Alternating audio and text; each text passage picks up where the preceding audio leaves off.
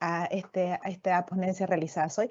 Continuamos con las presentaciones e invitamos a Gustavo Hunter Sandoval, profesional de la Unidad de Energías Renovables y Electromovilidad, para que nos presente el pliego técnico normativo RIC número 15, Infraestructura para la recarga de vehículos eléctricos. Gustavo, adelante, por favor. Muchas gracias, María Isabel. En la pantalla. Bueno, primero que todo, agradecer a quienes nos acompañan el día de hoy. Para nosotros es un honor presentar este nuevo reglamento y todos los pliegos asociados. Particularmente hoy día voy a presentarle a ustedes los requerimientos establecidos para el reglamento de instalaciones de infraestructura de recarga de vehículos eléctricos. Como ya hemos visto en algunas presentaciones anteriores, esta imagen de acá resume más o menos cuáles son todos los pliegos y aquí abarca cada uno de ellos las nuevas exigencias. Y la infraestructura de recarga de vehículos eléctricos es todo lo que viene de afuera del vehículo eléctrico y que tiene como misión cargar al vehículo eléctrico la batería.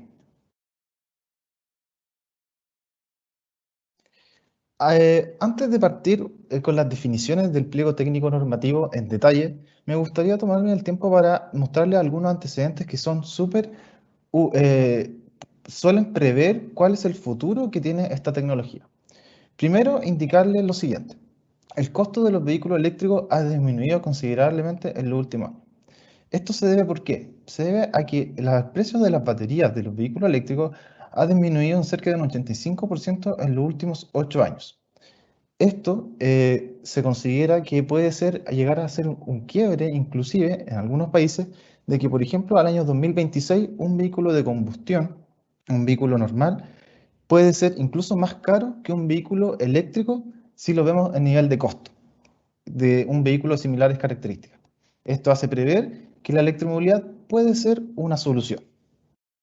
Otro de los puntos muy importantes que ha surgido últimamente con el desarrollo tecnológico es que cada vez los vehículos eléctricos en distintas categorías, ya sea vehículos pequeños, vehículos sedán o vehículos más grandes, tienen una mayor autonomía. Y esto se debe a ¿por qué? Porque las baterías cada vez son de mayor densidad energética. De hecho, en el año 2020, en promedio de los modelos ofrecidos, 320 kilómetros era el promedio de rango de autonomía de cada uno de estos vehículos, lo cual para un usuario que se moviliza en el conurbano es ideal para cumplir con sus necesidades de transporte. ¿Qué también hemos visto? Hemos visto que los vehículos eléctricos en el desarrollo de tanto costo operativo o mantenimiento y la vida útil de las baterías cada vez son de mejores características. En el costo operativo es claro, un vehículo eléctrico es cuatro veces más eficiente que un vehículo convencional, lo que significa que existe un ahorro en eficiencia energética. Si a eso le sumamos los costos que tiene la electricidad comparada con los costos que tienen los combustibles, el vehículo eléctrico puede ser incluso aún más eficiente de manera también económica. El mantenimiento. Los vehículos eléctricos tienen menos de la mitad de las piezas móviles que tiene un vehículo convencional. Y, entre otras cosas, los vehículos eléctricos presentan menores costos de mantenimiento, entendiendo un ejemplo súper claro lo que ocurre con los frenos. El vehículo eléctrico no utiliza tanto los frenos según la misma cantidad de kilómetros recorridos comparado con un vehículo convencional, Disculpa, Gustavo, que te ¿sí? moleste, disculpa un poco, pero tenemos problemas en la proyección de la presentación. ¿Puedes cargarla de nuevo, por favor? Pero disculpa. Hay que cargarla, sí, no hay problema. Mientras esperamos que Gustavo cargue la presentación porque nos están avisando por interno y por el chat que no se ve la presentación cargada. No, ¿Ahí se ve? tienes que cargarla. Cristian, por favor, ¿me puedes verificar si se carga la presentación? Sí, me dicen que sí. Ya. Ahí está Muchas cargado. gracias. ¿Puedes comenzar de nuevo, por favor, Gustavo? Disculpe. Muchas gracias. Ahora sí, perfecto. Disculpe. Bueno, como le iba comentando, el pliego técnico normativo se desarrolla principalmente en lo que es la infraestructura de carga de vehículos eléctricos. Esto es todo lo que tiene que ver desde fuera del vehículo y que tiene como finalidad cargar la batería que tienen los vehículos eléctricos. Les quería comentar, anteriormente les estaba comentando a ustedes que existen muchos antecedentes que suelen prever que los vehículos eléctricos a futuro puede ser una gran tecnología en su desarrollo. De hecho, uno de los temas muy importantes es el tema de los costos de los vehículos, los cuales a medida que cada vez ha pasado más el tiempo, estos costos van a ir disminuyendo principalmente debido al costo que tienen las baterías. De hecho, en Estados Unidos se prevé que al año 2026 ya un vehículo convencional va a ser incluso más caro que un vehículo en costo de un vehículo eléctrico. Lo otro que le estaba mencionando también era el tema de la autonomía. Cada vez los vehículos, los modelos ofrecidos por los fabricantes de vehículos eléctricos tienen un mayor rango de autonomía. Y esto limita, y sobre todo de manera a los usuarios que tenían ansiedad por cargar sus vehículos y decir que no les va a ser útil, cada vez se están viendo vehículos con mayor autonomía. De hecho, el promedio del año 2020 fue de 320 kilómetros. Respecto a los costos que le estaba mencionando, es que un vehículo eléctrico es 4 veces más eficiente que un vehículo convencional. Además, tienen menores costos de mantenimiento, tienen menores piezas móviles que tienen que hacerle mantenimiento y las baterías que cada vez son de una mayor tecnología, inclusive en promedio los fabricantes les dan una garantía de al menos 8 años o 160.000 kilómetros, dando con esto mayor seguridad a los usuarios. ¿Y qué tiene que ver todo lo anterior? Esto provoca en que a futuro se proyecte que aumente aún más la cantidad de vehículos eléctricos que estén en circulación. De hecho, se prevé que el año 2030 cerca del 28% de todos los vehículos que se venden en el mundo sea 100% eléctrico. Y el año 2040, no más de la mitad de los vehículos que se vendan también va a ser 100% eléctrico. ¿Y esto qué implica? Implica en que va a existir una mayor necesidad de puntos de carga. De hecho, al año 2030 ya se van a necesitar cerca de 150 millones de puntos de carga en el mundo para abastecer estos vehículos y cerca de 300 millones hacia el año 2040. Principalmente los puntos de carga se van a hacer en los hogares principales y también van a haber puntos de carga públicos que van a ser de mayor potencia. Ahora me quiero tomar un poco qué ha pasado con el desarrollo de la electromovilidad en el país. Y algo súper bueno, de una manera gráfica de verlo, es a través de esta línea del tiempo.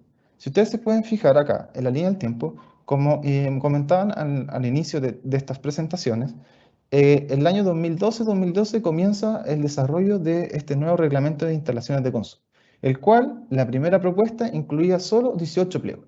Pero ¿qué pasó hasta el día que fue publicado en el diario oficial este reglamento?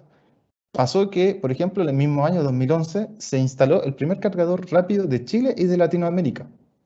En el año 2013, la primera flota de taxis eléctricos que circuló en el país, el primer bus eléctrico que también circuló en Santiago. El 2014, el primer cargador en un bien nacional de uso público que se instaló. Y ya en 2017, tomando todas las consideraciones de que también la electromovilidad tiene un beneficio al país, tanto ambiental, tanto económico, se estableció la Estrategia Nacional de Electromovilidad, que es una política pública que tiene como meta que al año 2040 el 100% del transporte público sea eléctrico y que al año 2050 el 40% de los vehículos particulares también lo sea. Para el año 2018, ya la superintendencia, entendiendo de que el desarrollo cada vez mayor de este tipo de instalaciones empezó a establecerse en el país, desarrolló un trámite específico, que es el trámite TE6, y que tiene como misión realizar la inscripción de las instalaciones de carga para vehículos eléctricos y buses. Ese mismo año, además, ya en el transporte público regional de la región metropolitana, circulaban más de 100 buses eléctricos y se estableció la ruta energética que, del año 2018-2022 y que tiene como misión de que al año 2022 existan más de 10 veces de vehículos de los que existía en el año 2018 y que el año 2020 existían 150 cargadores. El año 2019, con todo lo anterior, consumado con ya los trabajos que se habían hecho anteriormente para el nuevo reglamento de instalaciones de consumo, se dicta el decreto supremo número 8, que dicta todos los pliegos que hemos presentado en estas últimas charlas. ¿Y qué pasa? Incluye un pliego específico para electromovilidad, que es el pliego 15, que vamos a detallar más adelante. Este pliego, a través de comités consultivos, a través de una consulta pública nacional e internacional y a través de seminarios donde se fue presentado a todo Chile el pliego, fue trabajado. Y así, para el año 2020, se publicaba en el Diario Oficial el 14 de octubre el primer pliego del Decreto Supremo número 8 y el último además que fue incorporado, y además el régimen de autorización de productos de electromovilidad. ¿Qué es lo que quiero tratar de demostrar acá? Es la importancia que cada vez ha tenido la electromovilidad y sobre todo el desarrollo de la regulación de su infraestructura de recarga para que Chile sea uno de los pioneros en la región en electromovilidad. ¿Qué viene a futuro? Existen proyectos clave, como por ejemplo el proyecto de mi taxi eléctrico, que lo ve la Agencia de Sostenibilidad Energética, en la cual impacta que van a haber 50 taxis eléctricos y además 50 instalaciones de electromovilidad para esos taxis. Va a seguir la licitación del transporte público en Santiago, se espera que existan al menos 800 buses eléctricos en la próxima incorporación. Además, el Directorio de Transporte Público Regional tiene proyectos en diversas regiones. Ya Arica va a tener la primera flota 100% eléctrica de buses y se espera que también se extienda aún más la red de carga de vehículos eléctricos a lo largo de todo Chile, y la aplicación de la Ley de Eficiencia Energética, que trae consigo dos aspectos importantes para la electromovilidad. Uno, el reglamento de interoperabilidad de las instalaciones de carga pública, y lo segundo, que trae muy importante, es la eficiencia que tienen que tener los vehículos eléctricos que sean comercializados en el país y vehículos también convencionales. Algo importante para ver más o menos cuál es la situación de hoy. Acá mostramos cuál es la infraestructura de recarga en todo Chile y la hemos dividido en distintas zonas. Principalmente podemos ver que existen en total 762 cargadores instalados a lo largo de todo Chile. Principalmente la mayor cantidad de estos son cargadores para vehículos. De hecho, para vehículos el 33% de los cargadores de 762 son cargadores públicos. El 19% son privados y el 48% son cargadores para buses. Cabe destacar, obviamente, que la electromovilidad como tecnología se va a desarrollar siempre en donde exista una mayor concentración, una mayor densidad urbana, ya que son los lugares donde existe una mayor cantidad de viajes terrestres que se realizan. Todos los cargadores públicos que han sido inscritos a través de la superintendencia están disponibles a través de la aplicación EcoCar. A través de esa aplicación ustedes pueden encontrar dónde está ubicado el cargador, cómo puedo acceder a él, qué conectores tiene, qué potencia e inclusive el horario por el cual opera.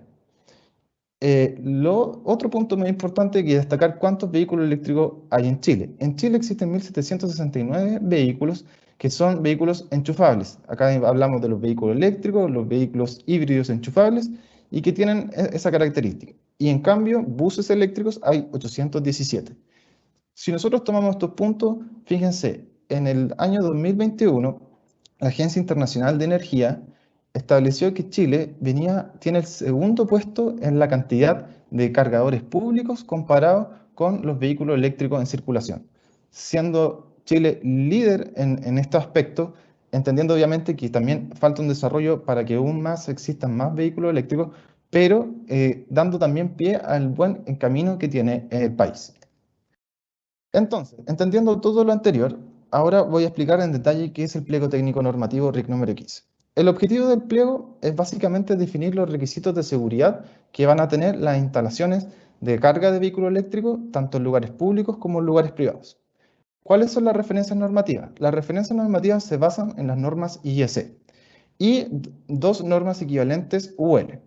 Pero principalmente, para entender el concepto de las normas, acá hay que entender que cada norma vela un tipo de cargador. Por ejemplo, esta norma que está acá, la 61851, parte 1, aplica para cargadores de corriente alterna, la parte 23 para cargadores de corriente continua, la 62916 para conectores y la 62752 para cables de viaje. Pero, ¿qué son estos cargadores de corriente alterna, corriente continua? Es lo que voy a tratar de explicar ahora. Primero hay que entender cuáles son los requerimientos de un vehículo eléctrico. Un vehículo eléctrico, ¿en qué se compone? Se compone principalmente de una batería de ion litio, y esta batería tiene un sistema que se llama BMS, que es quien controla todos los temas de carga, temperatura y vigila la operación de esta batería. Esta batería se carga a través de corriente continua. Por lo general, no todos los vehículos tienen dos conectores, un conector de corriente alterna y un conector de corriente continua. La batería siempre se carga con corriente continua. Por lo tanto, si se utiliza el conector de corriente alterna, también se utiliza un cargador a bordo que tiene el vehículo. Este cargador es un rectificador que tiene la función de tomar la energía en corriente alterna que proviene desde el punto, desde el conector, y transformarla en corriente continua. En cambio, si se utiliza el conector de corriente continua, no traspasa ningún cargador a bordo. Por lo tanto, esta transformación de corriente alterna proveniente de la red eléctrica a corriente continua se hace afuera. Y por eso los cargadores de corriente continua pueden ser de una mayor capacidad. Algunos datos clave. Por ejemplo, un vehículo de al menos 200 kilómetros de autonomía tiene alrededor de una batería de 28 kWh. Y en Chile, la mayoría de los vehículos viene con un cargador a bordo de 7 kilowatts. Esto quiere decir que para cargar los 28 kilowatts, con el cargador a bordo ocupando los 7 kilowatts, si tengo disponible, tomaría alrededor de 4 horas. Para acá hay que entender lo siguiente. Cada vez la tecnología va evolucionando de manera que cada vez los cargadores a bordo son mayor potencia. De hecho, hoy día ya también en Chile se cuentan con vehículos que tienen un cargador a bordo inclusive de 43 kWh.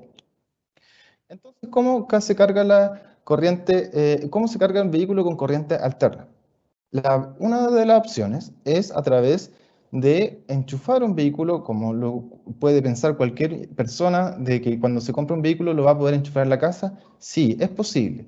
¿Y qué necesita? Solamente necesita una toma de corriente que tiene que estar normalizada y un cable de viaje. Este cable de viaje es quien transmite la energía eléctrica proveniente de la red hacia el vehículo y donde acá, que lo vamos a definir más adelante también en el pliego, tienen las protecciones asociadas necesarias para que la operación sea segura. Este cargador, eso sí, está limitado. No puede ser de una capacidad muy alta. De hecho, está limitado a 2,2 kilos. En cambio, si yo quiero ocupar los 7 kilos de cargador a bordo disponibles, porque si el cable de viaje está limitado a 2,2 kilos, no voy a poder acá ocupar los 7 kilos, ¿qué se necesita? Entonces se necesita instalar un cargador de corriente alterna específico. Y este cargador de corriente alterna específico va a estar abasteciendo de energía al cargador a bordo y este cargador a bordo lo va a rectificar la corriente hacia la batería. El segundo caso es utilizar el conector de corriente continua. Acá la transformación de corriente alterna a corriente continua es realizada afuera del vehículo y por lo tanto puede ser de una mayor capacidad. Y eso sí, siempre la batería y el BMS controlan cuánto es la carga que va a tener el vehículo, ya que por ejemplo muchos de los vehículos que están en circulación limitan a que la carga en corriente continua sea hasta 80%. Eso sí, siempre queda libertad del usuario. El usuario, dependiendo del modelo, puede configurar a que inclusive hasta el 100% de la carga sea realizada con corriente continua.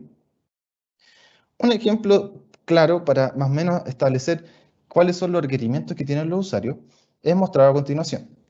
Por ejemplo, un usuario recorre 200 kilómetros en su vehículo eléctrico y dispone 4 horas para cargar. ¿Qué cargador necesita? Es una pregunta súper simple. Para verificarlo, uno tiene que ver, ok, el vehículo que tiene el usuario es un vehículo de 200 kilómetros, por lo tanto, esos 200 kilómetros que recorre lo hace con solamente una carga. La batería que tiene el vehículo es de 28 kWh. Y lo tercero es que el cargador interno que tiene el vehículo es un cargador de 7 kilos. Entonces, uno toma estos antecedentes y empieza a analizar según las distintas disposiciones de infraestructura de carga que pueda ser disponible. Por ejemplo, si utiliza el cable de viaje que está limitado a 10 A, se demorará cerca de 10 horas en cargar del 0 al 100%. Si utiliza el cargador en modo 3 de una potencia de 7 kilos, y entendiendo que también el cargador interno que tiene el vehículo es de 7 kilos, va a tomar cerca de 4 horas para cargar del 0 a 100%. En cambio, si toma un cargador de modo 4 que es de mayor potencia y que no está limitado por el cargador a bordo, si quiere hacer el 80%, puede demorarse cerca de 20 minutos. Por lo tanto, si se analiza en detalle cuál es de los tres métodos el más eficiente, el cargador de modo 3 de 7 kilos puede cumplir con las características que tiene el usuario. Pasemos a la parte de terminología que tiene el pliego técnico normativo. ¿Qué se va a entender por vehículo eléctrico? Para el pliego técnico normativo, vehículo eléctrico se va a entender como todo vehículo motorizado apto para uso en carretera, automóviles, buses, camiones. No va a hacer distinción. La superintendencia no tiene injerencia respecto a la definición de vehículo eléctrico, ¿ya? Por lo tanto, solamente se va a entender como para infraestructura para las distintas posiciones, pero el vehículo eléctrico va a ser un todo. Otras definiciones muy importantes y que también están en la normativa internacional. ¿Cuáles son los modos de carga? Los modos de carga son 4. El modo 1 de carga es el modo en que se conecta un vehículo directamente a la red. Este modo de carga se define, pero se prohíbe en todo el mundo y también se prohíbe en Chile, salvo para los denominados ciclos, que son otros vehículos que llegan hasta una cierta velocidad, que no están pensados principalmente para el uso en carretera y que tienen una potencia de carga de hasta 10 amperes y que el mismo conector proviene del mismo vehículo. Para vehículos eléctricos que son en circulación, este modo de carga se prohíbe. ¿Cuál es el modo de carga que sí es permitido? El modo de carga 2, que como mencioné anteriormente, utiliza un cable de viaje, un cable CCPD, y este cable viene incorporado a las protecciones asociadas a que la operación de esta recarga sea segura. Y el modo de carga 3 es simplemente cargar el vehículo a través de un cargador de corriente alterna ya establecido, instalado y fijo. Y el modo de carga 4 es un cargador de corriente continua instalado también de manera fija. La infraestructura de recarga. Ya entonces hemos visto cómo se han cargado los vehículos, cómo funcionan los distintos modos de carga. Y lo segundo que vamos a ver es qué es la infraestructura de recarga asociada a cada uno de ellos. La infraestructura de recarga considera tanto los SAVE, que son los cargadores, como los puntos de carga simple. Los puntos de carga simple van a ser los puntos a los cuales se van a conectar los cables de carga ICCPD. Estos cables que yo mostraba anteriormente, que son cables móviles. Estos pueden tener enchufe tipo L, tipo F, tipo industrial de trifásico o monofásico. Y los SAVE van a ser los cargadores de corriente continua, que son en modo 4, o los de corriente alterna, que son los cargadores de modo 3. ¿Ya? Por lo tanto, una IRB va a considerar ambos tipos de instalación. El cable de carga ICCPD es el cable que yo mostraba anteriormente, que es el cable para cargar un vehículo de manera móvil. Este cable va a estar limitado hasta 10 amperes para que sea conectado a los puntos de carga monofásicos y va a tener un conector tipo 1, tipo 2 para la entrada del vehículo. ¿Por qué la pregunta de 10 amperes? Este cable de viaje hay que entenderlo que los usuarios lo van a utilizar cuando se movilicen con su vehículo eléctrico. Hay que entender que por las condiciones de las instalaciones ya existentes establecidas bajo la norma 4, hay que limitar a 10 amperes para que pueda ser operado en los distintos circuitos que ya están establecidos. Lo que queremos es que el usuario pueda tener la habilidad de utilizar este cargador. Y si no se limita su potencia, y podría ser que inclusive este cargador en algunos casos puede llegar hasta 32 amperes y no le va a ser útil para cuando pueda necesitarlo usar. En cambio, si tiene un cargador y cable CCPD de mayor capacidad de amperes, sí lo puede hacer, salvo con que el conector que puede ser utilizado hacia el punto de carga simple tiene que ser un enchufe del tipo industrial monofásico o trifásico. ¿Cuál es el cable de carga para modo 3? Existen cargadores modo 3 en que no vienen cables, que son estos tipo tótem. Y por lo tanto hay unos adaptadores que permiten cargar el vehículo eléctrico a través del tótem y conectarlo directamente al vehículo a la toma de corriente alterna. Por lo tanto, es importante que existan este tipo de cables y que se definen y qué normativa tienen que cumplir. ¿Cuáles son los conectores? Existen 8 conectores que están definidos en el pliego técnico normativo 15, de los cuales tenemos el conector tipo 1 y el conector tipo 2, que son los conectores que van hacia el vehículo, que están mostrados a continuación. Está el conector tipo C, que es el conector que está ubicado en los tótem de los cargadores de vehículos eléctricos que no tienen cable. Y el conector tipo 2 hacia el cargador, que es es la parte del adaptador que mostraba anteriormente, en que uno va hacia el cargador y el otro va hacia el vehículo. Y respecto a la configuración de los conectores en modo 4, tenemos el configuración AA, el configuración BB, el configuración EE y FF. Comúnmente este se conoce como el conector tipo CHAdeMO, este conector GBT, este conector combo tipo 1 y combo tipo 2. Disposiciones generales del reglamento. El reglamento, el pliego técnico número 15 establece que la superintendencia va a establecer un procedimiento para declaración de este tipo de infraestructura de recarga de vehículo eléctrico. Es claro, ningún cargador puede provocar ni alteraciones admitidas a la norma técnica, por lo tanto tienen que estar en cumplimiento de aquello. Si cumple con las normativas exigidas en este pliego, no debería tener ningún problema, pero siempre tiene que ser asociado a el cumplimiento normativo y de la norma técnica de distribución.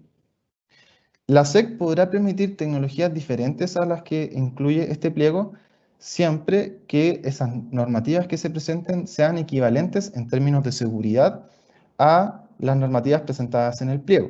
Y a través de un procedimiento que se llaman proyectos especiales, estos proyectos pueden ser establecidos en la superintendencia. Este pliego no aplica para sistemas ni inducción ni a través de pantógrafo. Hay que entender que los sistemas de inducción y los sistemas de pantógrafo aún están en desarrollo, por lo cual no ver alguna normativa en este momento asociada a ello podría ser limitante en su desarrollo. ¿Qué dice el pliego técnico respecto a los empalmes? Acá muestro 3 ejemplos de los empalmes. Uno asociado al primer tipo de empalme, que es dedicado 100% a la electromovilidad. El segundo es un empalme que está asociado a instalaciones ya existentes para otras cargas y un empalme y además tiene una carga asociada a la infraestructura de recarga de vehículos eléctricos, un cargador. Y la tercera opción que también da el pliego técnico normativo y que está ratificada a través de un oficio ordinario de la superintendencia señalado acá, es que en una instalación pueden existir 2 empalmes, uno para otras cargas existentes y otro dedicado a electromovilidad. Y no hay ninguna limitancia en tener ambos tipos de empalme. Respecto a la configuración de empalmes en edificios, existen muchos tipos, porque podemos encontrarnos empalmes concentrados, empalmes distribuidos, empalmes mixtos. El que está mostrado acá es la utilización de la conexión de un cargador de vehículo eléctrico en un edificio a través del empalme de servicios comunes. En este caso, cuando se utilice este tipo de instalación, el cargador va a tener la necesidad de que el administrador de la instalación le brinde un permiso para poder utilizar y conectarse a los servicios comunes. La otra opción que es que desde un mismo empalme concentrado existe la posibilidad de ampliarlo o derechamente realizarlo y conectarse a través de ese mismo empalme el cargador de vehículo eléctrico. ¿Cómo se determina la capacidad del empalme para una instalación de electromovilidad? Acá cabe destacar que se determina según la potencia instalada y según el anexo del pliego número 1 de empalmes, pero siempre considerando los correspondientes factores de corrección que están indicados también en este mismo pliego para las instalaciones y que podrían incluso aumentar la potencia instalada. Veamos el siguiente ejemplo. Por ejemplo, acá tenemos un cargador de 7,4 kilos que consume 32 amperes. Por lo que exige este pliego, exige que se tiene que cumplir una cierta dimensionamiento mayor hacia la protección agua de arriba y por lo tanto, en este caso, considerando el 25% más, la protección agua de arriba va a ser cerca de 40 amperes. Si nosotros vamos al anexo de los empalmes, el empalme a ser diseñado va a ser un aéreo 9 o S9 y de una protección de 40 amperes. Lo mismo va a ocurrir cuando yo tenga una instalación, 2 cargadores de 22 kilos que consumen 32 amperes, pero trifásico, y que por temas de diseño la protección general va a ser de 80 amperes, esa misma protección va a tener que ser también necesaria y utilizada en el empalme. ¿Cómo se calcula la potencia instalada cuando tengo sistemas de gestión de carga? ¿Y qué son estos sistemas de gestión de carga? La potencia instalada se calcula como la suma de todas las potencias que están conectadas al mismo empalme, estamos hablando de otras cargas, los puntos de carga simple, que están señalados acá, y la potencia de los cargadores, definida para cada uno de ellos. En el caso de utilizar un sistema de gestión de carga, que es un sistema inteligente que permite la disminución momentánea de los cargadores, ¿para qué? Para no superar la capacidad de la alimentación máxima y así no tener problemas de tener que aumentar el empalme. Se calculará como el factor de gestión de carga mínimo que se aplica a los cargadores, la potencia instalada. Por lo tanto, en el caso que yo tuviera un cargador que está instalado con otras cargas existentes, se va a tomar en consideración la potencia existente de los puntos de carga simple y la potencia del cargador. Pero si existe un sistema de gestión de carga, ese sistema de gestión de carga va a aplicar hacia la potencia de los cargadores. Existe también la potencia que cuando se utiliza un sistema de protección de acometida. ¿Qué es este sistema de protección de acometida? Este sistema de protección de acometida tiene como finalidad proteger que la acometida de una instalación de varios empalmes no supere su capacidad máxima. Y en este caso, la potencia instalada también va a ser la misma potencia instalada anterior con el sistema de gestión de carga y no va a afectar de que el sistema de potencia de acometida, el sistema de protección de acometida, disminuya la potencia instalada.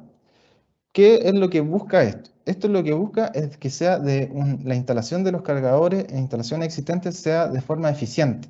¿Por qué? Porque instalar un cargador de alta capacidad en una instalación existente en las cuales no existe espacio, se tiene que romper mucha losa, no existe la disponibilidad de espacio, es casi imposible en términos económicos. Por lo tanto, una de las alternativas que está asociada y que también está indicada en el pliego técnico es utilizar estos sistemas de gestión de carga y sistemas de protección de acometida, que en tecnología es lo mismo, pero tienen solamente una definición distinta por el uso y conexión donde se esté en cada uno de ellos.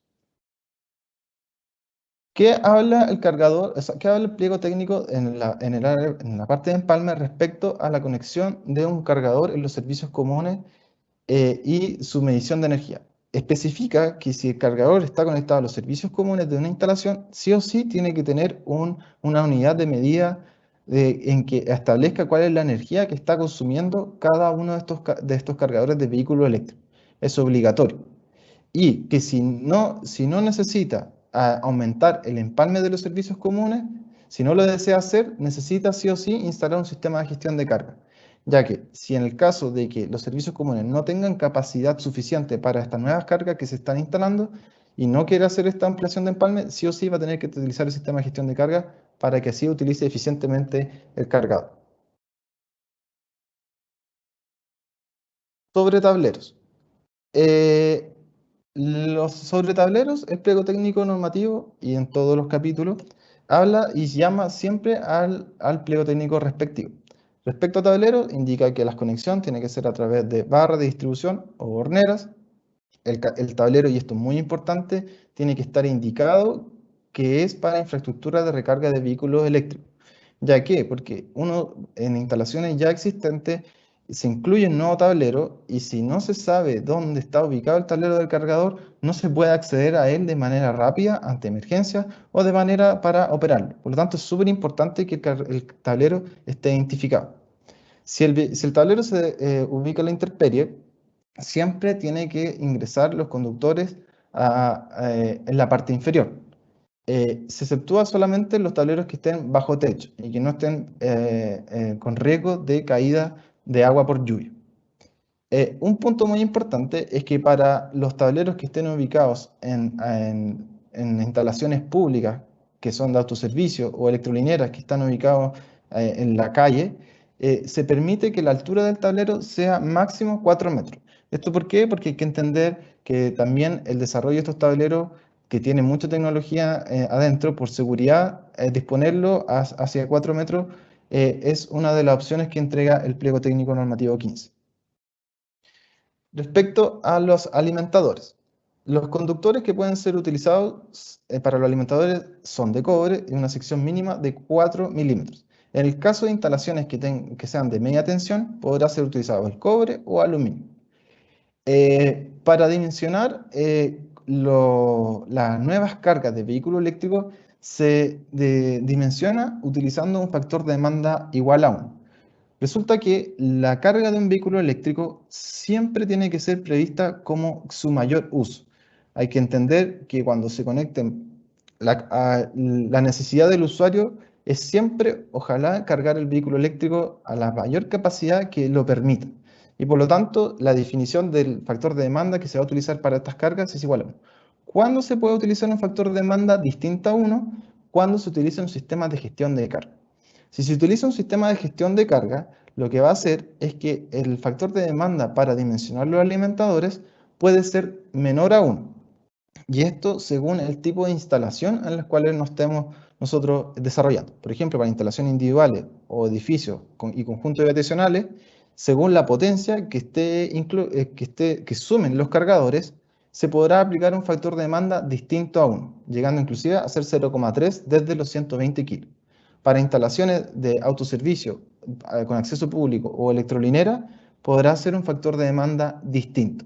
Y para electroterminales o centros de carga de transporte público, que son para buses, el factor de demanda hasta los 150 kilos va a ser de 1, pero de ahí hacia adelante puede ser menor a 1, siempre y cuando exista un sistema de gestión de carga. Conductores y canalización. La tensión de servicio mínima de los conductores a utilizar en los servicios monofásicos será de 450 a 750 volts. En condiciones trifásicas, instalaciones trifásicas de hasta 1 kV. Y en sistemas de distribución continua, porque también existen sistemas de cargadores de vehículos eléctricos que tienen un centro de transformación de corriente continua y después van derivando a distintos conectores en corriente continua, la capacidad del cable tiene que ser de al menos 1,5 kV. Algo muy importante, acá cuando nosotros vemos el desarrollo de la electromovilidad, vemos que hay que regular temas muy básicos, como por ejemplo, cuáles son las canalizaciones y qué tipo de canalizaciones tienen que ser utilizadas. Si las canalizaciones para los vehículos eléctricos están en zonas en las cuales pueden existir choques debido a los vehículos, al tránsito del vehículo, deben cumplir necesariamente con la codificación que está mencionada en este recuadro, donde principalmente la resistencia a la compresión y al impacto son códigos que han sido aumentados respecto al pliego de canalizaciones, entendiendo desde que si va a existir algún posible choque, esto es necesario. Es común de que las canalizaciones tengan que tener una resistencia hacia el impacto. Y algo también importante y que está en el punto 2244 del pliego número 11 de instalaciones especiales, es que cuando se utilizan los sistemas de gestión de carga y sistemas de protección de acometida, estos sistemas son sistemas inteligentes y por lo tanto pueden ir canalizados bajo las mismas canalizaciones de instalaciones de baja tensión, siempre y cuando exista el mismo nivel de aislamiento en estos conductores de sistemas inteligentes. Respecto al sistema de puesta a tierra, las tomas de corriente para modo de carga 1, que ya lo hablamos anteriormente para los ciclos, y los puntos de carga simple, que son para las conexiones a los vehículos eléctricos en modo de carga 2 utilizando un cable de viaje, son a través del sistema TNS. Para los cargadores siempre se va a utilizar el sistema TNS o TT. No se puede utilizar ningún otro sistema, ¿ya? Cuando se utilice un sistema de puesta en tierra en una instalación nueva, o sea, siempre se tiene que hacer la medición a través del método de caída de potencial, que está señalado acá. Y en el caso de instalarse con una instalación existente, puede ser utilizado el método para verificar el sistema puesta a tierra, el método de pinza, si este aplica, porque, ojo, no aplica siempre, o si no se puede utilizar este sistema y no existen problemas, puede instalarse un nuevo sistema de puesta a tierra adicional y en ese caso utilizar el método de caída de potencial o el medidor tipo pinza para verificar cuánto es la medición, la resistencia de puesta a tierra. Respecto al dimensionamiento de circuito de protecciones, cabe destacar que solo se permite un circuito dedicado para un cable, para un cargador, un SABE o un punto de carga simple. No se permiten circuitos de recarga múltiples, salvo que se utilicen ductos de barra. Respecto a la protección de contacto indirecto, que tiene como finalidad proteger a las personas, para los circuitos de modo de carga 1 se requiere una protección diferencial de al menos tipo A de 30 mA. Para el modo de carga tipo 2, una protección tipo A de al menos 30 mA. Y para el modo de carga 3 se requiere una protección diferencial tipo B de al menos 30 mA o un diferencial tipo A de al menos 30 mA más un equipo que detecte fallas de 6 mA en corriente continua y que desconecte el sistema. ¿Por qué esta diferencia? Cuando nosotros estamos haciendo la carga a través de modo 3, estamos haciendo la carga del vehículo eléctrico utilizando el cargador a bordo que tiene. Y por lo tanto, este cargador a bordo puede producir alguna fuga de corriente continua porque es un rectificador. Y esta fuga en corriente continua, los diferenciales tipo A, si es mayor a 6 mA, no la van a ver. ¿Qué diferencial, si es mayor a 6 mA, lo puede ver? Un diferencial tipo B. Por lo tanto, si la fuga de corriente continua es de 6 mA y existe un equipo que desconecte la falla en esa corriente, estaría haciendo lo semejante que un diferencial tipo B. En caso contrario, para los modos de carga 4 en que existe un cargador, el diferencial puede ser de tipo A de hasta 30 mA y en caso de que el cargador sea mayor a 100 kilos, el circuito podría tener hasta un diferencial de 300 mA. Siempre tipo A. ¿Por qué la diferencia con un cargador de modo 3? Porque cuando se definen los cargadores de modo 4, se definen que tienen que tener un sistema, un paso de aislación entre un paso de aislación entre la electrónica potencia y la alimentación en corriente alterna. Respecto a los sistemas de protección contra sobrecorrientes, se indica que si el cargador tiene consume una corriente entre 0 y 80 amperes, la capacidad y el factor que se le aplica de corrección es de 1,25. Por eso mostraba anteriormente que si el cargador consume 32 amperes, la protección agua arriba a instalar tenía que ser de 40. En caso que es de 80 a 180, se aplica un factor de 20% y arriba de 180 un factor de un 15%. Las protecciones tienen que ser tetrapolares o bipolares para los vehículos, para los cargadores de los vehículos eléctricos. Para modo de carga 1, la corriente nominal tiene que ser al menos 10 amperes. Y para los puntos de carga simple, que son los puntos de carga modo 2, tiene que ser la capacidad de al menos 16 amperes. Acá cabe destacar lo siguiente.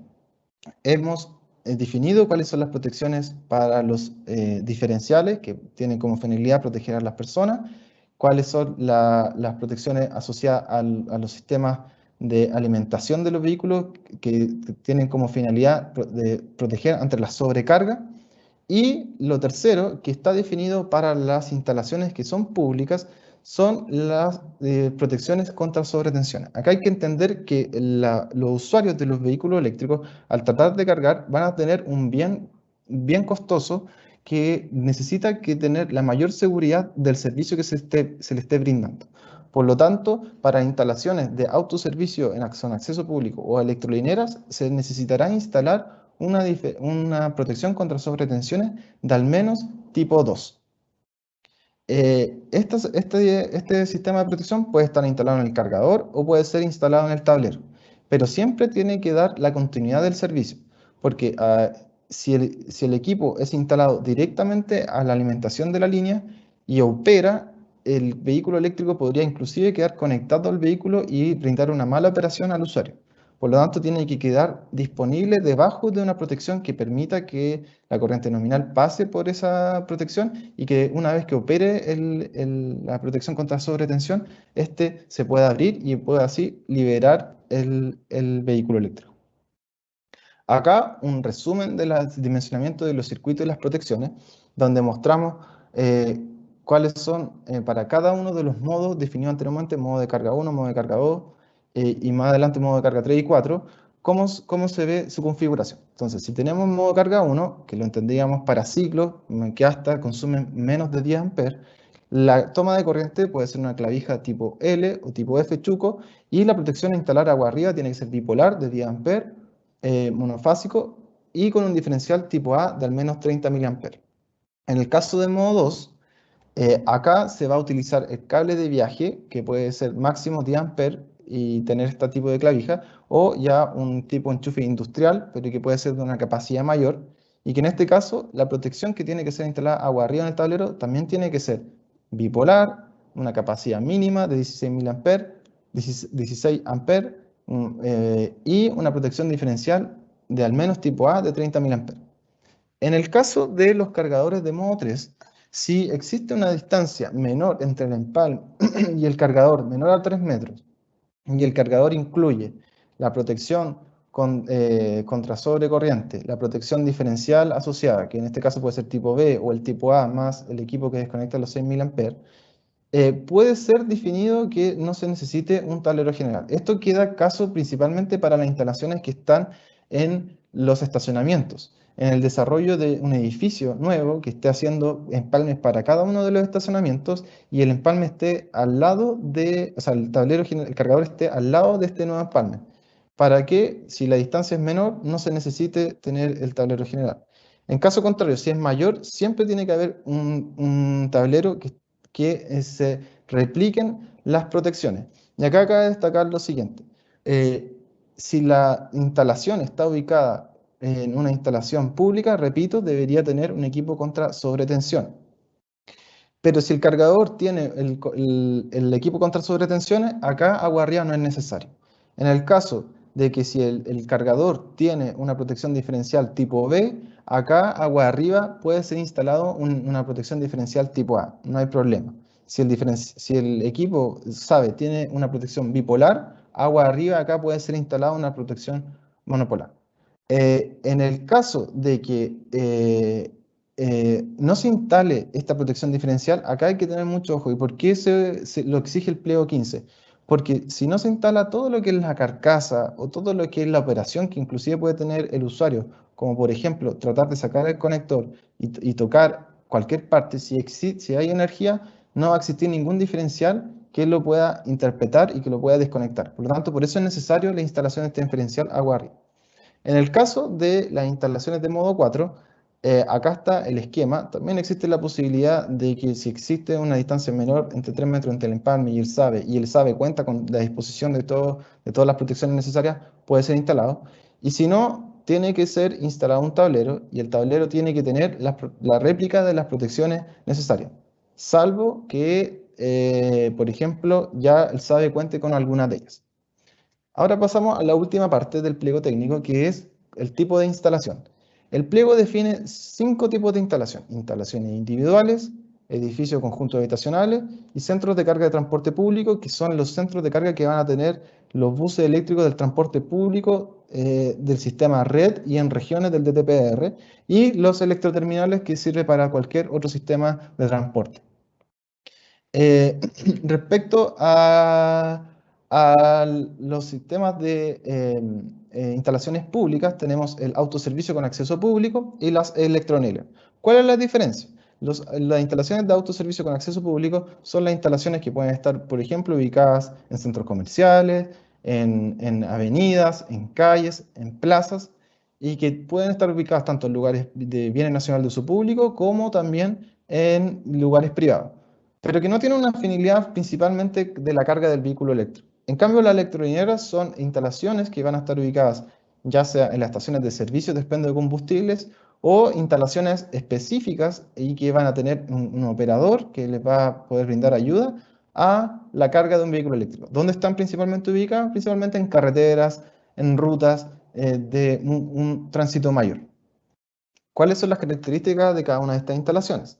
En las instalaciones individuales pueden existir los 4 modos de carga, y los conectores que pueden ser utilizados pueden ser el tipo 2, el tipo 1, el tipo 2 con o sin cable, y en configuración de corriente continua cualquiera de los que indica el pliego.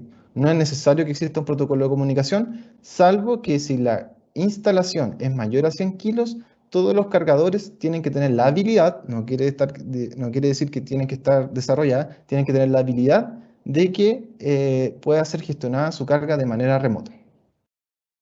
Respecto a los edificios y conjuntos habitacionales, También pueden existir los 4 modos de carga, con la salvedad de que el modo 1 es siempre para scooter, motociclo, motocicleta, etc. Pero los conectores permitidos también son los mismos que explica el pliego. No tienen que tener un protocolo de comunicación, pero todos los cargadores que sean utilizados, sí o sí, tienen que tener un sistema de gestión de carga. ¿Qué habla el pliego técnico respecto a la diseño de los edificios? El pliego técnico define que los edificios preparados para electromovilidad, que es una autodeclaración que van a tener quienes diseñan los edificios, van a tener que cumplir con una serie de requisitos. ¿Cuáles son estos? Es que la canalización y el alimentador proveniente de la red eléctrica pública va a tener una ampliación de la potencia de consumo que va a tener. ¿Y cuál va a ser esta? Esta va a ser la potencia de consumo habitual que va a tener el edificio, más una potencia asociada a la futura infraestructura de recarga de vehículos eléctricos, que se va a calcular como el número de estacionamientos por 7 kilos por un factor de 0,3. ¿Esto qué quiere decir? Esto no quiere decir que estos edificios van a tener los cargadores como tal, sino que cuando se realice el diseño de estos, estamos hablando de la canalización, la alimentación, van a tener que prever que además de la carga que ya ellos hayan previsto, va a existir esta futura carga de electromovilidad. ¿Por qué se da este concepto y se da esta opción de diseño? Porque resulta que hoy en día, si uno quiere hacer una instalación de electromovilidad, quizás pueda haber potencia para un cargador en un edificio, 2, 3, pero cuando ya hablamos de que varios usuarios quieren transformarse a la electromovilidad, está muy limitada por el costo y cuánto se necesita cargar hacia la nueva alimentación y la nueva canalización que va a tener. Y por lo tanto, hace casi imposible el desarrollo de la electromovilidad. Entonces, si se prevé desde un comienzo que los edificios puedan ser dimensionados y diseñados incluyendo esta potencia futura, va a ser un avance hacia la electromovilidad. ¿Qué más dice? Estos edificios, tanto ya sea de empalmes mixtos o distribuidos, tienen que permitir que la vertical sea accesible a todos los pisos. ¿Para qué? Para así evitar, sobre todo, que dentro de los costos que tengan los usuarios que quieran colocar un cargador de vehículo eléctrico específico, sobre todo romper losa y encontrar cuáles son el punto necesario donde puede realizar aquellos trabajo. Y lo otro, disponer espacio en la sala eléctrica principal disponible para los futuros empalmes a los cuales puede estar insertos los nuevos cargadores de vehículo eléctrico. Ahora bien, esto es un tema de diseño. ¿Cómo se solicita finalmente a la empresa distribuidora que se diseñe mi edificio pensando en la electromovilidad?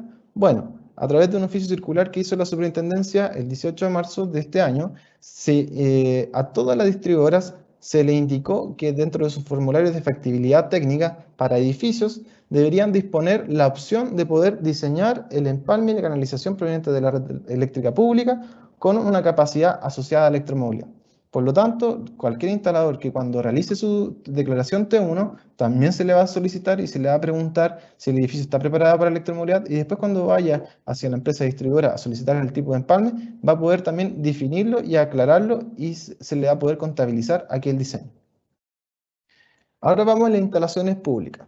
Como mencionaba, están las instalaciones públicas, las instalaciones de autoservicio con acceso público y la electrolineal. Las instalaciones con autoservicio con acceso público son estas que están ubicadas en los centros comerciales, en los bienes nacionales de uso público, calles, plazas, etc. Solo se permite los cargadores modo 3 y modo 4 en este tipo de instalaciones. Y los conectores que al menos tienen que tener son los conectores tipo 2 con o sin cable, y si van a haber cargadores con modo 4, los conectores tipo AA y FF, que son el CHAdeMO y combo tipo 2. La comunicación mínima de los cargadores que debe tener es el protocolo de comunicación OCCP 1.6 y algunas exigencias particulares, como por ejemplo que si está instalado en bien nacional de uso público, el conector tiene que ser de al menos 22 kilos.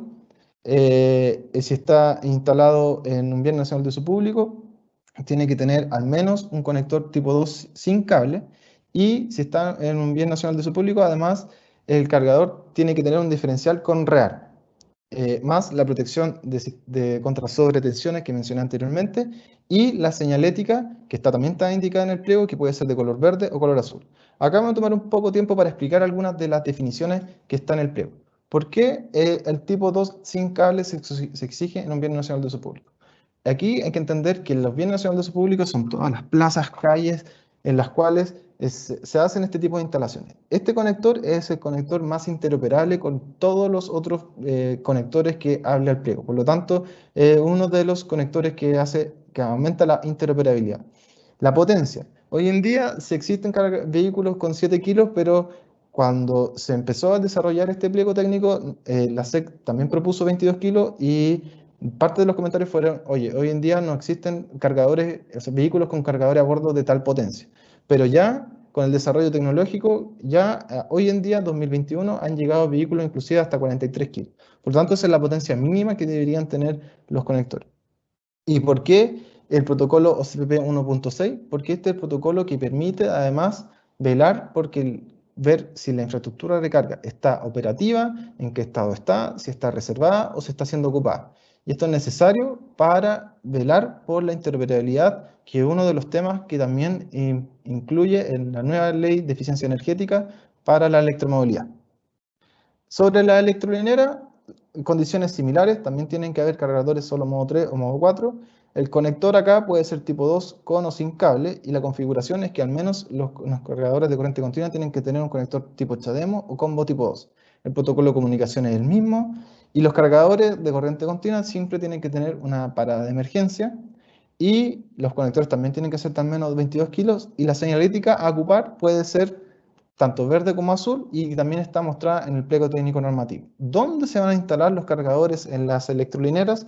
Y ahí hay que mencionar el pliego técnico RIC número 12, en la cual establece cuál es la zona de seguridad y qué certificación tienen que cumplir cada uno de los elementos que se instalan en esa zona, y que afuera de esa zona no hay restricciones respecto a la instalación de aparatos eléctricos.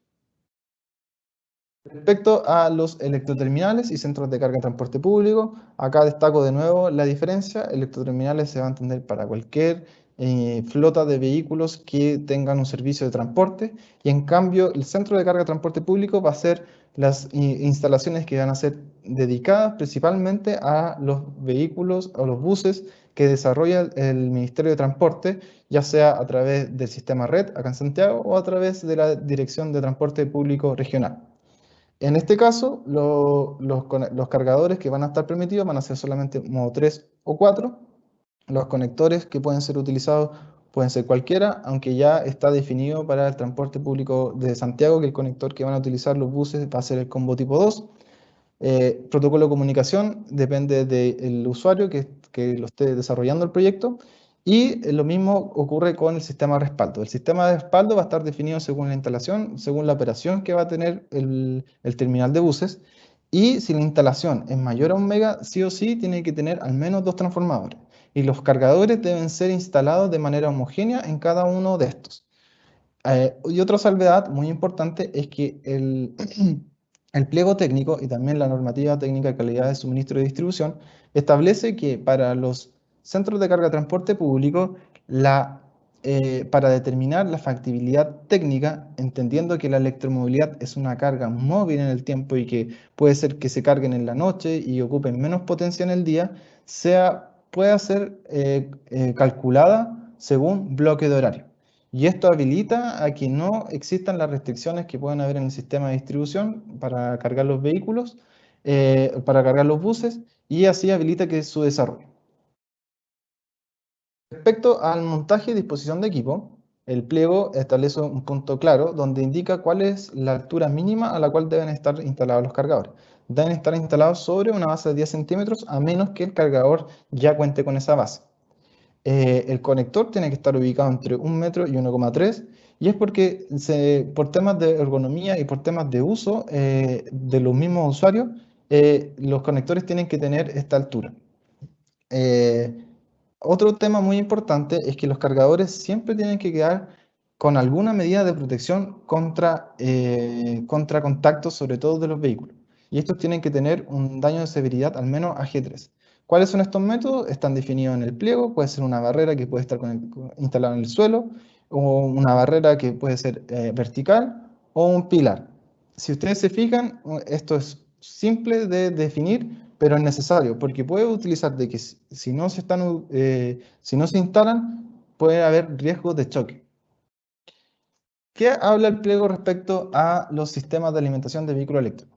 Dice, los SABE, que son los cargadores, ya sea modo 3 o modo 4, los cables de carga de viaje, los cables de carga industrial y los adaptadores, que son los cables para modo de carga 3, sí o sí deben cumplir con los protocolos que haya establecido la superintendencia.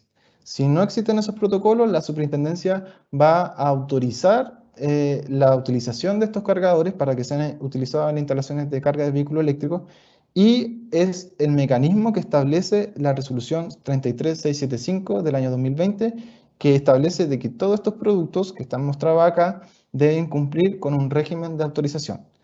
¿Qué se le exige? Se le exige que presenten la certificación, reporte de ensayos de cada uno de marca y modelos de estos tipos de productos, y lo realicen la presentación a través de una plataforma de autorización de productos que está en el siguiente link de la superintendencia. Cada autorización de cargador va a incluir dentro de él un anexo en el cual va a decir cuáles son las características, necesidades según el tipo de instalación y qué es lo que debería cumplir. Y que si cada una de estas las cumple, significa que el cargador puede ser utilizado o en instalaciones individuales, o en edificios, autoservicios, en bien nacional de su público, no en bien nacional de su público, electrolinera o electroterminales de centro de transporte público, según las características que presente el interesado, y se verifica cada una de estas, va a estar definido dónde puede ser utilizado ese cargador. Ahora la pregunta, como instalador, ¿dónde yo puedo encontrar cuáles son los productos ya autorizados? En la misma página web de la superintendencia, /electromovilidad, existe un apartado donde dice productos autorizados, y ahí pueden encontrar tanto los cables de carga de viaje, los carga de carga del tipo industrial, los modos de carga 3 y los cargadores. Y va a indicar cuál es la marca, el modelo que está autorizado, quién lo solicitó, la resolución donde se puede descargar, y además la hoja de datos del producto donde se tiene que verificar el modelo que ha sido autorizado. Respecto a la rotulación, acá cabe mencionar algo muy importante. Cuando los usuarios tienen problemas, sobre todo con los cargadores públicos, dicen ¿a quién llamo? Entonces, por lo tanto, la normativa establece que tiene que haber indicado en el lugar para las instalaciones de autoservicio con acceso público y electrolineras un procedimiento de cómo se realiza la carga del vehículo eléctrico, los datos de contacto como número de teléfono, servicio técnico del equipo, y en el caso de apagado de emergencia, el procedimiento por el cual se debe realizar. Bueno, eso tenía preparado para el día de hoy. Muchas gracias por acompañarnos. Ahora doy el pase a María Isabel.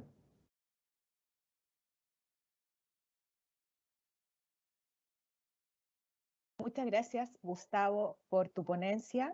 Y a continuación, los invitamos todos los expositores de hoy a responder las consultas efectuadas que han llegado al chat de consultas. Para eso, invitamos en primera instancia a Felipe Cuevas, por favor, para que proceda a responder las consultas relacionadas con su presentación. Felipe, adelante, por favor. La primera consulta indica lo siguiente. Ya. ¿Por qué un eléctrico autorizado clase B no puede presentar un proyecto de subestación? Buena pregunta. Ahí quisiera recordar que si bien hay una limitación indicada en el RIC, que lo comentamos en la presentación, esta restricción es consistente con el artículo 6 del decreto 92. Recordemos que es el reglamento de instalador eléctrico, en el cual establece que la instalación eléctrica se clasifican según su grado de conocimiento, tanto para diseño y mantención. En el caso particular de las instalaciones de alta tensión, corresponden a instalaciones tipo A, y por lo tanto el instalador eléctrico que la supervise tiene que tener una licencia de esa categoría.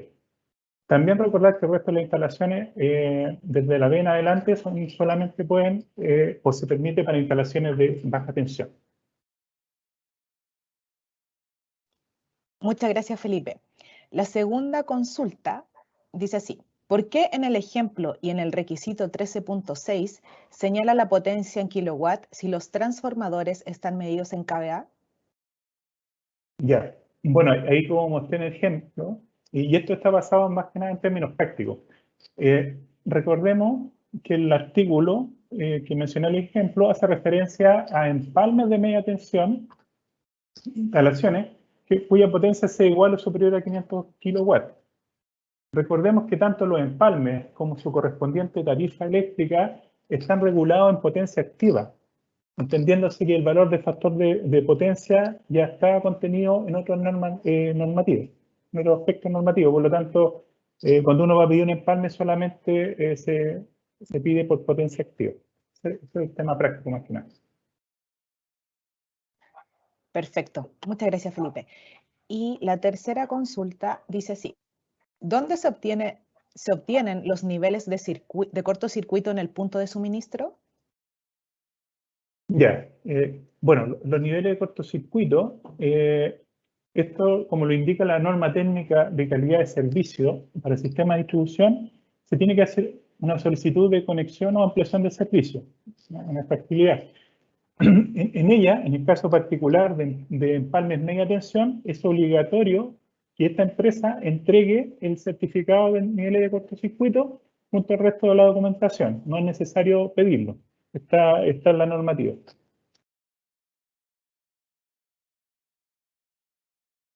Perfecto. Agradecemos a Felipe por la atención a las consultas e invitamos a Giselle Brancalis para que responda a las consultas relacionadas con su presentación. Dice la primera consulta. Si es un complejo con varios edificios cuya superficie de cada uno sea menor a 2.500 metros cuadrados, ¿no se aplica este RIC? Así es, tal cual como lo señalé, establece ciertas exigencias a las cuales no son aplicables lo referido al pliego número 14 de exigencias de eficiencia energética. Recuerden que todo el edificio, y habla por instalaciones, por ende, quiere decir que debe ser por edificio que contemple menos de 2.500 metros cuadrados construidos, no le va a aplicar este pliego. Perfecto, muchas gracias, Giselle. La segunda consulta dice, eficiencia energética, ítem 5.3.2, control automático de iluminación interior. ¿Es aplicable para todos los recintos o para espacios comunes, circulaciones, etcétera? Bueno, ahí también en el pliego técnico, en el punto 5.2 de la supervisión de la energía, señala que tanto para edificios residenciales se debe supervisar y controlar los servicios de manera independiente, tanto por el inquilino, ya entiéndase como edificio habitación, como por área común. Por ende, deberían tomarse mediciones y ser controladas de manera independiente. Gracias, Giselle. Y la tercera consulta dice así, en el punto 5.2.4, documentación, se consulta si esa documentación debe ser entregada a la superintendencia o solamente al mandante. No, referente a ese punto del pliego a la cual señala Isa, solamente se entrega al propietario y al administrador la documentación necesaria, ya sea ahí de los pliegos ASBIL, más la documentación que también se debe adjuntar como manuales y todo lo que indica ese pliego. Lo que se entrega como a la superintendencia netamente es la inscripción del T1, que es totalmente independiente. Referente a ese punto, solamente la documentación al propietario y a la persona que está a cargo de la administración, en este caso, del edificio. Muchas gracias, Giselle. Agradecemos tus respuestas realizadas y que tienen relación con la presentación que efectuaste hoy e invitamos a Gustavo Hunter para que responda a las consultas relacionadas con su ponencia. Gustavo, adelante, por favor. Y la primera consulta dice así. ¿Todos los vehículos tienen el mismo tipo de conector para cargar o difieren por otras características? Bueno, acá hay que entender lo siguiente. Los vehículos eléctricos en el país están regidos bajo, los vehículos livianos, bajo el Decreto Supremo 145 del Ministerio de Transporte. En él se establecen que los conectores que tienen que tener esos vehículos son estándar IEC. Pero el mismo estándar IEC establece varios tipos de conector. Por eso este pliego está alineado con aquel decreto y por eso establece los mismos conectores que están asociados. Perfecto. Muchas gracias, Gustavo. La segunda consulta dice así. Un recinto deportivo en construcción de tipo público que cuente de acuerdo a diseño con 50 estacionamientos disponibles debe aplicar exigencias de RIC 15 a partir de la entrada en vigencia del nuevo código eléctrico. Bueno, esa pregunta abarca muchas otras preguntas que también están en el mismo chat, que es si aplica la exigencia de la alimentación y canalización para todos los edificios. Acá hay que entender que esto es una opción, no es obligatorio, ya que lo obligatorio es cumplir con el pliego 1 de empalmes para hacer el diseño de los edificios, y en el caso contrario que desea tener un edificio preparado para la electromovilidad, según el pliego 15, debe cumplir con las exigencias definidas, y está definido para los edificios de uso habitacional. Gracias, Gustavo. Y la tercera consulta dice así. ¿Qué pasa con los kits de conversión para vehículos de combustibles a eléctricos? ¿Quién será responsable de esa área? ¿Se podrá implementar? ¿La SEC validará estos productos o quién fiscalizará? Bueno, esa pregunta, también hay muchas preguntas en el mismo chat respecto a eso, y hay que aquí entender lo siguiente. La SEC lo que va a verificar son las instalaciones de infraestructura de carga del vehículo hacia afuera. Lo que es del vehículo hacia adentro lo ve, y quien tiene la atribución, el Ministerio de Transporte. Así que de esa pregunta nosotros no tenemos nada que opinar al respecto, solamente que la SEC va a verificar lo que es la infraestructura, no ve temas de transformación. Perfecto. Muchas gracias, Gustavo. Agradecemos nuevamente a Felipe, a Giselle y a Gustavo por las ponencias y la respuesta a las consultas realizadas. Y quisiéramos recordar, por favor, responder la encuesta que se encuentra en el chat público de esta charla. También agradecemos la asistencia y los invitamos cordialmente a la siguiente y última charla que se realizará este jueves 10 de junio a las 10 a.m. También quisiéramos invitar a los instaladores eléctricos que mantengan actualizados sus correos electrónicos en la plataforma del e-declarador para información que esta superintendencia les quisiera entregar. Aprovecho también de recordar que las consultas que no fueron atendidas hoy serán publicadas en el sitio oficial de consultas frecuentes de la superintendencia, y que también las presentaciones y las charlas efectuadas, los videos, serán publicados en un link que pronto se comunicará a través de la página web. Muy buenas tardes y que tengan todos un muy buen día.